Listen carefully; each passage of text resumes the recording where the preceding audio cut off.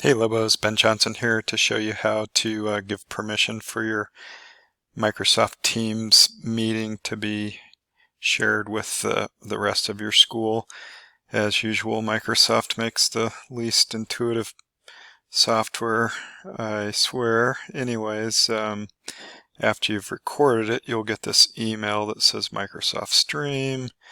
Your content is ready. At that point, you'll need to click to publish, view, edit, or share.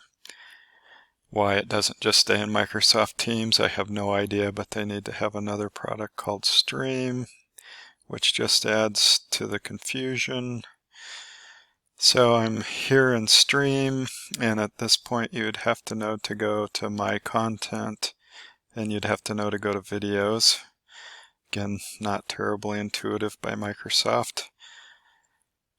Next to the video is going to be this little pencil icon. You'll need to click on that. And then you'll need to click on this button that says allow everyone in your company to view this video. And then you'll have to hit this apply button. And I believe then you can finally hit share, grab the URL,